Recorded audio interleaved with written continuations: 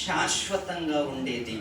సంఘము అంటే అనేక మందికి మార్గదర్శిగా ఉండేది, అనేక మందికి మార్గదర్శిగా ఉండేది. ఏంటి ఇందులో ఇది ఇంతమంది మనం కూర్చున్నామంటే ఆ 4 కుటుంబాల కష్టం. ఒక నిర్మలక కుటుంబం, ఒక రవీంద్రన్న కుటుంబం, ఒక స్వామిల కుటుంబం, ఒక రాజ్ కుమార్ రాణి కుటుంబం. ఏమిటి ఈ కుటుంబాలు కష్టపడటం వలన ప్రతి ఇంటికి వెళ్ళి, ప్రతి వారి దగ్గరికి వెళ్ళి సంఘాల విషయంలో కానీ, ప్రార్థన విషయంలో కానీ, కానుకల విషయంలో కానీ ప్రతి వాళ్ళకి ప్రోత్సాహకరంగా ఉంటూ వాళ్ళు ఎన్నో విధాలుగా బలపరుస్తూ వచ్చారు. కాబట్టి ఈరోజు మనం ఈ యానివర్సరీ 4వ వార్షికను జరుపుకుంటున్నాం. ఈ 4వ వార్షికను మనం జరుపుకుంటున్నామంటే వాళ్ళ కష్టాలు ఇది ఈ 4 సంవత్సరాలతోనే ముగింపు కాకూడదు. 5వ సంవత్సరములో కూడా మనము చేసుకోవాలి. 5వ సంవత్సరములు కూడా చేసుకోవాలి. 5వ సంవత్సరాలు కూడా చేసుకోవాలంటే ఏమిటి మరి 5వ సంవత్సరంలోకి అడుగు పెట్టేలోపు 4 కుటుంబాలతో ప్రారంభమైన ఈ విప్లవము ఏమిటి ఈరోజు చాలా కుటుంబాలు వర్లి ప్రాంతంలో దొరికాయి. చాలా కుటుంబాలు దొరికాయి. దానికి నిదర్శనము నిర్మలక్క గారు చాలా కష్టపడ్డది. ప్రతి ఇంటికి రాత్రనక పగలనక ప్రతి వాళ్ళ దగ్గరికి తలుపు తట్టి మరి వారిని సంఘానికి ఆహ్వానించింది. సభ తరపున అక్కగారికి నేను వందనాలు చెల్లిస్తున్నాను. Thank you very much. ఎందుకంటే ఎవరైతే కష్టపడతారో వాళ్ళ కష్టం ఎప్పుడు మనం మర్చిపోకూడదు. పైన మాట్లాడి వెళ్ళిపోయేవాళ్ళు వేరు, కష్టపడి సాధించేవాళ్ళు వేరు. పైన చాలా మాట్లాడుతుంటారు, నేను చేసేవాడిని కదా, నేను చూపించేవాడిని కదా, అదంతా ఉత్తు మాటలే. ఏమంటే ఇవన్నీ కూడా మనం చెయ్యాలి అంటే మన పైన దేవుని హస్తము కూడా ఉండాలి. ఈరోజు మనం మాట్లాడగలుగుతున్నామంటే, గాలి పీల్చుకోగలుగుతున్నామంటే, నిలబడగలుగుతున్నామంటే, నేను కుటుంబముతో చల్లగా ఉన్నాను అంటే ఆయన కరుణ కృప మనందరికీ కావాలి. నీ దగ్గర డబ్బు ఉందని ఈరోజు నీవు బ్రతకలేదు, నీ దగ్గర ఆస్తి ఉందని ఈరోజు నీవు సజీవ లెక్కలో లేవు, నీ దగ్గర బ్యాక్గ్రౌండ్ ఉందని నీవు ఈరోజు సజీవ లెక్కలో లేవు. దేవుని కృప ఉందని నీవు సజీవ లెక్కలో ఉన్నావు. నీ దగ్గర ఎంత ఉందని కాదు, నీ పైన దేవుని హస్తం ఉందని నీవు ఈరోజు సజీవ లెక్కలో. ఇది మర్చిపోకూడదు. మనం సైలెంట్లో పెట్టండి ఫోన్. దేవుడికి మనం అందరూ ఇష్టం. ఎప్పుడు మన వాళ్ళు మన గురించి అర్ధగంట ఆలోచిస్తారేమో, 5 నిమిషాలు ఆలోచిస్తారేమో, కానీ దేవుడు మన గురించి ప్రతిరోజు, ప్రతి రాత్రి 60-70 సంవత్సరాలు బ్రతికున్నంత కాలము దేవుడు మన గురించి ఆలోచించేవాడు. దేవుని కంటే మన గురించి దేవుని కంటే ప్రపంచంలో ఎవరు ఆలోచించరు మన గురించి. తెలుసా? మన గురించి ఎవరైనా ఆలోచించే వాళ్ళు ఉన్నారు అంటే ఆయన ఎప్పుడు మన గురించి ఆలోచిస్తాడు. ఏమంటే సీరియల్ ముందు కూర్చున్నప్పుడు భార్య భర్త గురించి ఆలోచిస్తుందా, సీరియల్ గురించి ఆలోచిస్తుందా? సీరియల్ గురించి. మందు తాగటానికి కూర్చున్నప్పుడు భర్త భార్య గురించి ఆలోచిస్తాడా, మందు గురించి ఆలోచిస్తాడా? మందు గురించి. ఈ 2 సందర్భాలు భార్య భర్తను మర్చిపోవచ్చు, భర్త భార్యను మర్చిపోవచ్చు, కానీ దేవుడు మాత్రం ఏ టైంలో కూడా నిన్ను మర్చిపోడు. ఏ టైంలో కూడా దేవుణ్ణి అడగటానికి ఏమైనా టైం పెట్టాడండి? డాక్టర్ దగ్గరికి వెళ్ళాలంటే ఒక టైం, ఏమండి రేషన్ దగ్గరికి వెళ్ళాలంటే ఒక టైం, ఏమిటి బస్ ఎక్కాలంటే టైం, ట్రైన్ ఎక్కాలంటే టైం. దేవుణ్ణి అడగాలంటే ఏ టైము లేదు. ఎప్పుడైనా నీవు దేవుణ్ణి అడుగో నీ యోగక్షేమాల గురించి.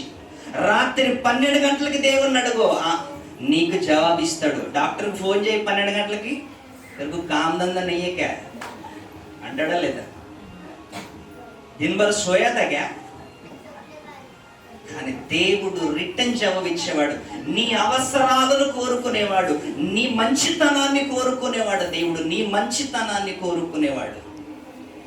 అలాంటి దేవుడు మన గురించి ఏమంటున్నాడు తెలుసా? అలాంటి దేవుడు మన గురించి ఏమంటున్నాడు తెలుసా? ఒక మంచి మాట మన గురించే వ్రాసుకున్న మాట, మన గురించి వ్రాయబడిన మాట. ఒక మంచి మాట చదువుకుందాం. బైబిల్ ఉన్న వాళ్ళందరూ తీయండి. మొదటి పేతురు రాసిన పత్రిక 5వ అధ్యాయము 7వ వచనములో ఒక మంచి మాట ఈరోజు మనం చదువుకుందాం. మొదటి పేతురు రాసిన పత్రిక 5వ అధ్యాయము 7వ వచనం. ఆయన మిమ్మల్ని గురించి చింతిస్తున్నాడంట. మనం గురించి, ఎవరి గురించి? మన గురించి. ఆయన మన గురించి చింతిస్తున్నాడు. ఎంతసేపు చింతిస్తున్నాడు? ఎంతకాలం చింతిస్తున్నాడు తెలుసా? నీవు ఊపిరి నీ ఒంట్లో ఉన్నంత వరకు, నీవు ప్రాణముతో ఈ లోకములో ఉన్నంత వరకు దేవుడు నీ గురించి చింతిస్తున్నాడు. దేవుడు నీ గురించి ఆలోచిస్తున్నాడు. దేవుడు నీ గురించి ఆలోచనలో పడ్డాడు. నా కుమారుడికి ఈరోజు ఏం కావాలి? ఈరోజు నా కుమారుడికి ఏం అందించాలి? సూర్యుని అందించాలి, గాలిని అందించాలి, నక్షత్రాలను అందించాలి, చంద్రుడిని అందించాలి, వాతావరణాన్ని సెట్ చేయాలి. నువ్వు రేపు అడుగు పెట్టాలి. నువ్వు రేపటి రోజులోకి నువ్వు అడుగు పెట్టాలంటే, నువ్వు గుడ్ మార్నింగ్ అని చెప్పుకోవాలి అంటే నీకు సూర్యుడు రావాలి, గాలి ఉండాలి, చంద్రుడు రావాలి, చక్కగా వాతావరణం అనుకూలంగా ఉండాలి. అప్పుడే నువ్వు లేచి వాట్సాప్లో, ఫేస్బుక్లో మాటల ద్వారా గుడ్ మార్నింగ్ అక్క, గుడ్ మార్నింగ్ చెల్లి, గుడ్ మార్నింగ్ తమ్ముడు, నువ్వు గుడ్ మార్నింగ్ అనటానికి కూడా నువ్వు బతికుండాలి అంటే ఆయన నిన్ను సజీవ లెక్కలో ఉంచాలి. ఆయన ప్రతిరోజు నీ గురించి చింతిస్తున్నాడంట. ఎప్పుడైనా నీ చింత దేవుని మీద వేసి చూసారు? ఎప్పుడైనా? మన చింత ఎన్నో చింత లేని వాళ్ళు ఎవరైనా ఉన్నారండి? ఏ కుటుంబంలో చింత లేదా? ప్రతి కుటుంబాన్ని చూడండి ఒకసారి, ప్రతి కుటుంబాన్ని గెలకండి ఒకసారి. ఎన్ని చింతలు ఉంటాయి తెలుసా? ఎన్ని టెన్షన్లు కుటుంబంలో, ఎన్ని ఆలోచనలు, ఎన్ని టెన్షన్లు కుటుంబంలో.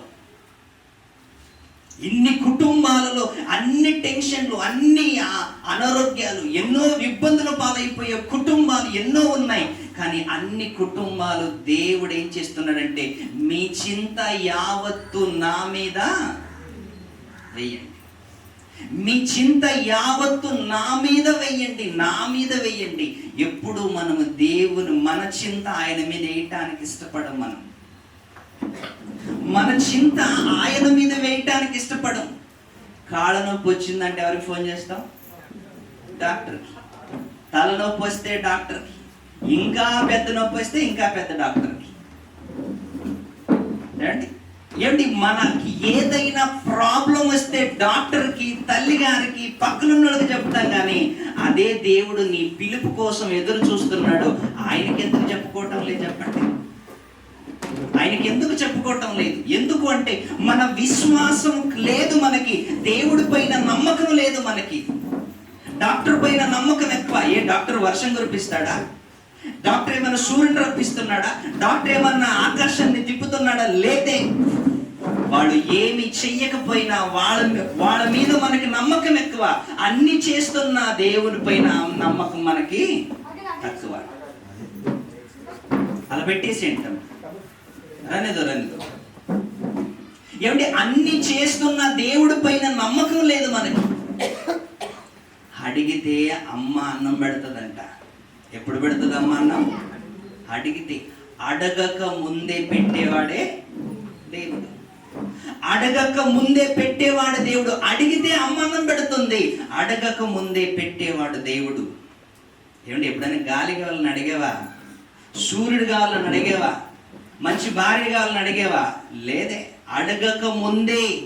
నీవు భూమి మీద పుట్టిన తర్వాత తల్లి గర్భములో 9 మాసాలు తల్లి గర్భములుండి బయటికి రాగానే నీకు అన్ని చకచక దొరికిపోవటం లేదు? గాలి, సూర్యుడు, నీరు, అన్ని వాతావరణం. అడగక ముందే దేవుడు అన్ని మనకు దయచేశాడు అంటే నిజంగా మన ఆలోచన ఆయన పైన ఉండాలి. మీ చింత యావత్తు నా మీద వెయ్యండి అన్నాడు. నా మీద వెయ్యండి. వర్లి ప్రాంతములు ప్రారంభించినప్పుడు ఈ వర్లి ప్రాంతపు భారం అంతా కూడా దేవుని మీద వేసాం. దేవుడా తండ్రి, ఇదిగో ఈ వర్లి ప్రాంతములో ఒక మంచి కార్యక్రమాన్ని ప్రారంభించబోతున్నాం. ఏది ఏమైనా అది నీ చిత్తమే అయినగాక, నీ చిత్తమే జరుగునుగాక అని ఆయన మీద భారం వేసి ప్రారంభించాం. 4 కుటుంబాలతో ఈరోజు ఇంచుమించు ఒక 20 కుటుంబాల వరకు దేవుడు కాపాడుతూ వచ్చాడు. 20 కుటుంబాలను తోడు చేశాడు ఈ వర్లి ప్రాంతంలో. ఇంకా వచ్చే సంవత్సరంలోపు ఇంకా కుటుంబాలను తోడు చేస్తాడు. నమ్మకంగా పని చేసినప్పుడు నమ్మకంగా పని చేసినప్పుడు. అంటే మన ఆశ, మన ఆలోచన ఏమిటి? ఇవన్నీ కూడా దేవునికి మనం అంకితం చేయాలి. దేవుని పట్ల, దేవుని గురించి మనం ఆలోచించాలి. దేవుడు ఒక్కసారి దేవుణ్ణి అడుగు చూడు, ఒక్కసారి దేవుణ్ణి అడుగు చూడు. మనుషుల మీద ఆలోచన పెట్టకుండా, మనుషుల్ని నమ్ముకోకుండా దేవుణ్ణి నమ్ము. ఒకసారి నువ్వు నమ్మితే నీకు సమస్తం ఆయన నీకు చేస్తాడు. నువ్వు నమ్ము ఒకసారి. దేవుని కోసం ఇప్పటి వరకు ఏం పోగొట్టుకున్నాను చెప్పండి? దేవుని కోసం ఇప్పటి వరకు ఏం పోగొట్టుకున్నాం? ఏమీ పోగొట్టుకోలేదు. ఏమీ పోగొట్టుకోకపోయినా దేవుని నుంచి 1,00,000 కోరికలు మనకు ఉంటాయి. దేవుడు నాకు అది ఇవ్వాలి, దేవుడు నాకు ఇది ఇవ్వాలి, దేవుడు నాకు అది ఇవ్వలేదు, దేవుడు నాకు ఇది ఇవ్వలేదు. అసలు నీవేమిచ్చావు దేవుడికి? ఏమని ఇచ్చావా? ఏమి ఇవ్వలేదు. గుడికి వెళ్ళినా 1,00,000 కోరికలు తెలుతావు. ఇచ్చేది ఒక కొబ్బరికాయ. కోరికలన్నీ ఎంత ఉంటుంది? 10 రూపాయలు ఉంటుంది, మహా అంటే 20 రూపాయలు. 20 రూపాయలు కొబ్బరికాయతో వెళతావు, 1,00,000 రూపాయలు కోరికను అడుగుతావు. కోరిక ఎంత ఉంటుంది? 1,00,000 రూపాయలు. కొబ్బరికాయ ఎంత ఉంటుంది? 20 రూపాయలు. చూసావా? మన స్వార్థ బుద్ధితో మందిరానికి కానీ ఎక్కడికైనా మంచి స్థలానికి, దేవుని స్థలానికి వెళ్ళినప్పుడు మంచి మనసుతో నీవు అడగాలి. మంచి మనసుతో అడగాలి. कुछ पाने के लिए कुछ खोना पड़ता है. क्या खोया आप लोग ने परमेश्वर के लिए? क्या खोया? कुछ भी नहीं खोया, लेकिन मांगते बड़े बड़े है ना. ఒక్కసారి ఆలోచించండి ప్రియులారా. దేవుని కోసం మనం ఏం పోగొట్టుకున్నాం? ఏమీ పోగొట్టుకోలేదు. కానీ ఆయన మాత్రం తన సొంత కుమారుణ్ణి పోగొట్టుకున్నాడు దేవుడు. మన పాపాల నిమిత్తము సొంత కుమారుణ్ణే పోగొట్టుకున్నాడు యేసుక్రీస్తుని. యేసుక్రీస్తు చచ్చిపోయాడు ఈ లోకానికి వచ్చి. దేనికోసం తెలుసా? మన పాపాలు తీసివేయటానికి.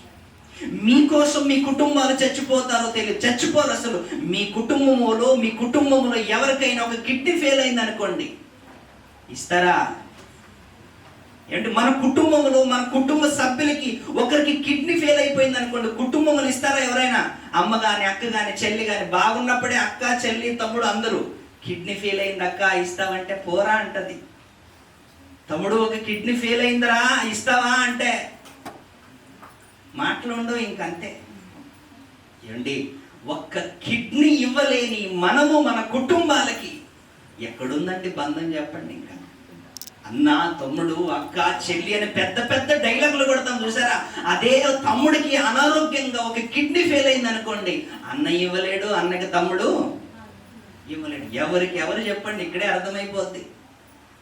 ఎవరు లేరు. కానీ అందరికీ దేవుడు నీ ప్రాణాన్ని కాపాడేది, నిన్ను సజీవ లెక్కలో ఉంచింది, నిన్ను కాపాడుతున్నది, నీ కోసం సమస్త సృష్టిని నిర్మించినది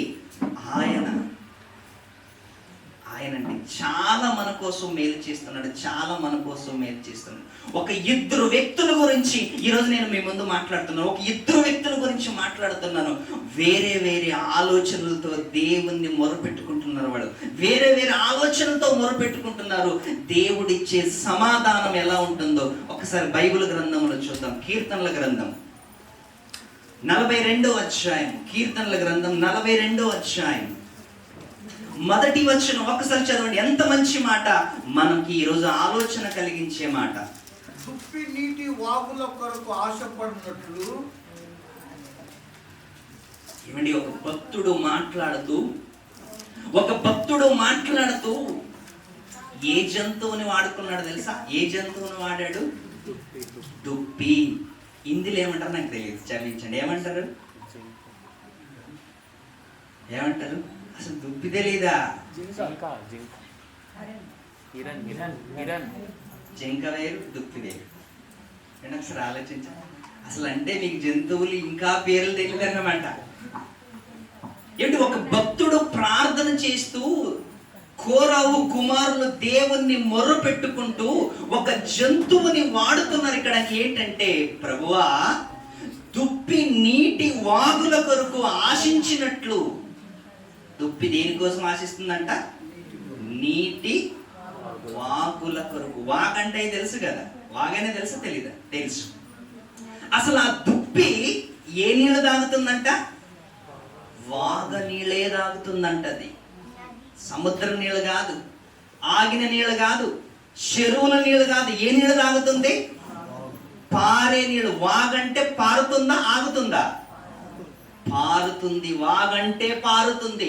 అసలు దుప్పి ఎప్పుడు కూడా ఆగిన నీళ్ళు ఎప్పుడు అది తాగుదు. అంటే ఎంత స్వచ్ఛంగా ఉంటుంది తెలుసా? అది ఆగిన నీళ్ళల్లో కచర ఉంటుందా? కన్నీగా ఉంటాయి, నీట్గా ఉంటాయి. ఎక్కడ నీళ్ళు ఆగాయంటే అక్కడంక నీట్గా నీళ్లు ఉండు. ఎప్పుడు నీళ్లు పారుతున్నాయి అనుకోండి, నీళ్లు క్లీన్గా ఉంటాయి. ఒక దుప్పి చాలా సున్నితం కలిగింది. అది నిజంగా దాన్ని చూడండి ఒకసారి. దాని కొమ్ములు కానీ దాని ఆకారం కానీ నిజంగా చాలా ప్రేమగా ఉంటుంది, చాలా సున్నితంగా కలర్ఫుల్లో ఉంటుంది.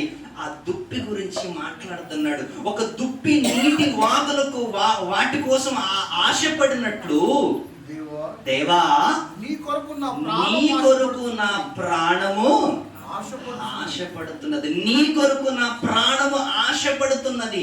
దేవుని కోసం మన ప్రాణం ఏమవుతుందంట? ఆశ. ఎవరి కోసం ఆశ? దేవుని కోసం ఆశ. దేవా నీవే ఈ జన్మనిచ్చావు, నీవే ఈ బ్రతుకునిచ్చావు, నీవే నన్ను ఈ లోకానికి పంపించావు. నీవిచ్చావు కాబట్టి, నీవు ఇచ్చావు కాబట్టి ఈ జన్మ నాకుందయ్యా అని తన ప్రాణము ఎవరి కోసం ఆలోచిస్తుందంట? దేవుని కొరకు. ఎప్పుడైనా మన ప్రాణము మనతో ఎప్పుడైనా చెప్పింది, మన ప్రాణం ఎప్పుడైనా నా ప్రాణము దేవుణ్ణి సొంతం చేసుకోవాలి, నేను దేవుణ్ణి సొంతం చేసుకోవాలని ఎప్పుడైనా అనుకున్నామా? పొద్దున లేవగానే ఆఫీస్కి వెళ్ళాలి, ఇంటికి రాగానే పడుకోవాలి. లేవగానే ఆఫీస్కి వెళ్ళాలి, ఇంటికి రాగానే పడుకోవాలి. లేవగానే వెళ్ళాలి, పడుకోవాలి, వెళ్ళాలి, పడుకోవాలి, వెళ్ళాలి, పడుకోవాలి. సాధించావేం చెప్పు? ఏం సాధించావు? దేవుని కోసం ఏం చేశావు? తల్లి గర్భములో 9 మాసాలు నిన్ను నిలబెట్టాడే, అవయవాలు దయచేశాడే, అవయవాలు అన్ని ఇచ్చి తల్లి గర్భములో నిన్ను నిలబెట్టి భూమి మీద 70 సంవత్సరాలు నిన్ను అన్ని విధాలుగా అన్ని అవకాశాలు నీకు కల్పించి నిన్ను కాపాడుతున్నాడు. అంటే దేవుని కోసం నువ్వేం దయచేసావు చెప్పండి? దేవుడు అంటే మనం అనుకున్న విధంగా కాదండి. దేవుడు అంటే చాలా గొప్పోడు. ఆయన మనం అనుకున్నట్లు పొద్దున్న లేచి దేవుడా నీకు నమస్కారం నేను పోతానన్నట్లు కాదు. ఆయన మన అలవాటు ఏంటంటే తెలుసా? దేవుడి గురించి మన అలవాటు ఏంటంటే పొద్దున లేచి చంపలేసుకొని వెళ్ళిపోవటమే దేవుడు అంటే. అది కాదు. దేవుని ప్రభావము, దేవుని శక్తి అంటే ఒకసారి సూర్యుని చూడక్కడంక ఎన్నో కోట్ల సంవత్సరాల నుంచి ఏం చేస్తున్నాడు ఆయన? మండుతున్నాడు. ఆయన ఎన్నో సంవత్సరాల నుంచి మండుతున్నాడు. దాన్ని 10 నిమిషాలు చూడగలవా నీవు? చూడలేవు. దాన్ని కలిగించిన ఆయన, చంద్రుని కలిగించిన ఆయన, సముద్రాన్ని కలిగించిన ఆయన, గాలిని కలిగించిన ఆయన, ఆయన్ని తక్కువ అంచనా ఎలా వేస్తున్నాం మనం ఈరోజు? తక్కువ దేవుని అంచనా ఎప్పుడు వేయకూడదు. దేవుడు అంటే సర్వేశ్వరుడు, 3 లోకాలను కలిగించిన ఆయన, అందులో నన్ను నిన్ను జీవింపజేస్తున్న ఆయన. అలాంటి ఆయన కోసం ఆయన ఏం మాట్లాడుతున్నాడు తెలుసా? దుప్పి నీటి వాగుల కొరకు ఆశపడుతున్నట్లుగా దేవా నీ కొరకు నా ప్రాణము ఆశపడుతున్నది. నీ కొరకు నా సారి కావాలనుకుంటుందంట. దేవునితో ప్రతిసారి మాట్లాడుకోవాలనుకుంటుందంట ఈ ప్రాణం. అంటే ఒక తమ్ముడిని అన్న చంపాడు. తమ్ముడిని అన్న చంపిన తర్వాత తమ్ముడి రక్తము మట్టిలో కలిసిపోయింది. మట్టిలో కలిసిపోయిన రక్తము ఏం చేస్తుందంట? దేవునికి మొర్ర పెడుతుందంట. అంటే ప్రాణము అంటే ఏంటి? ఇంతకీ రక్తమే ప్రాణం. అందుకే నిజంగా చాలా విలువైనది ప్రియులారా మానవ దేహం. మట్టిలో నుంచి చూడండి, ఆ మాట చూస్తారా, ఆది కాండం ఉంటుంది. ఎంత మంచి మాట చూడండి. దొరికిన వాళ్ళు తొందరగా చదవండి. రెఫరెన్స్ తెలుసా? చదవండి. ఆది కాండం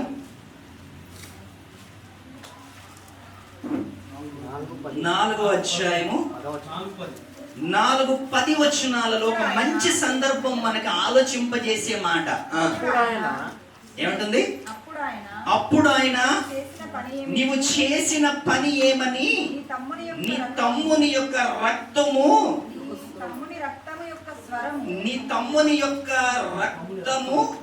స్వరము నేలలో నుండి నాకు మొర్ర పెట్టుకుంది. ఒక రక్తము నేలలో కలిసిపోయిన తర్వాత నేలలో నుంచి రక్తము మొర్ర పెడుతుందంటే ఎవరికి? దేవునికి. నీకు నాకు కాదు. ఏమని? నీ రక్తమైనా నా రక్తమైనా మనందరి రక్తాలైనా ఒకరోజు దేవునికి మొర్ర పెట్టుకుంటున్నాయి ప్రియులారా. ఒకసారి ఆలోచించండి. నేలలో నుంచి రక్తము మొర్ర పెడుతుంది అంటే ప్రాణం. ఆ ప్రాణంతో ఏమంటున్నాడు ఆయన? యెహోవా దేవా, చదవండి కీర్తనలు 42.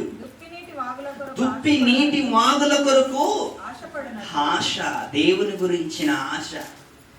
ఏంటి? రాత్రి లేచి ఏంటి పొద్దున తెల్లవారు లేవగానే మనకి ఎవరు గుర్తుకు రావాలి తెలుసా? దేవుడు గుర్తుకు రావాలి.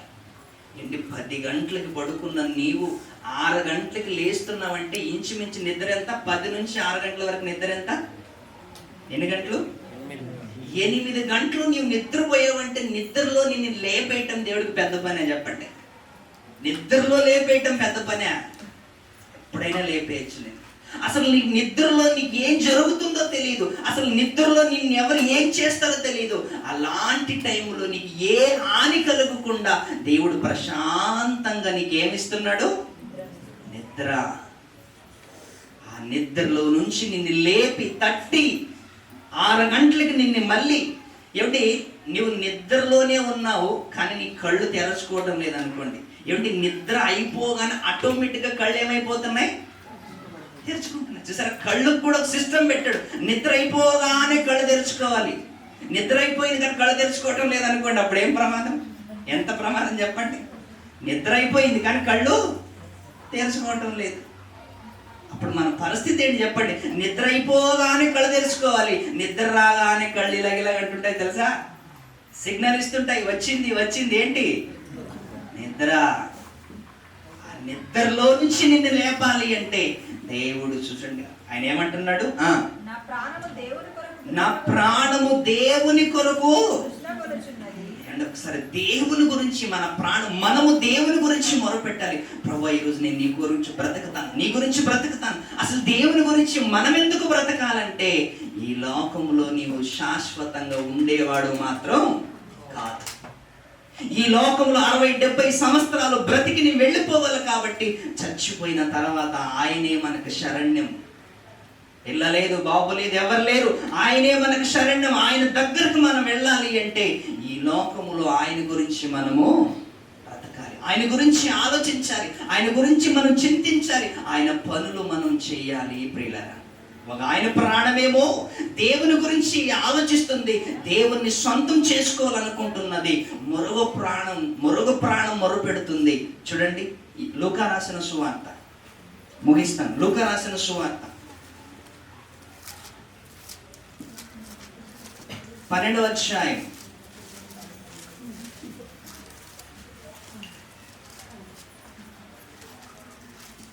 లూకా రాసిన సువార్త 12వ అధ్యాయము 8వ వచనం. 8వ అధ్యాయం అండి, క్షమించండి. 8వ అధ్యాయం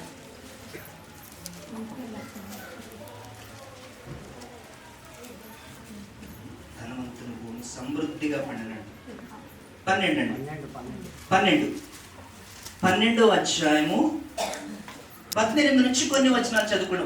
మరొక ప్రాణం, ఆ ప్రాణమేమో దేవుణ్ణి సొంతం చేసుకోవాలని మొరపెట్టింది. మరొక ప్రాణం మొరపెడుతుంది. ఒకసారి చూద్దాం. నా కొట్లు విప్పి వాటికంటే గొప్ప వాటిని కట్టించి వాటికంటే గొప్ప వాటిని కట్టించి అందులో నా ధాన్యమంతటిని నా ఆస్తిని సమకూర్చి నా ప్రాణము ఏంటి బాగా పంట పండిందండి. వ్యవసాయదారుడు మాట్లాడుతున్న మాట, వ్యవసాయదారుడు మాట్లాడుతున్న మాట ఏంటో తెలుసా?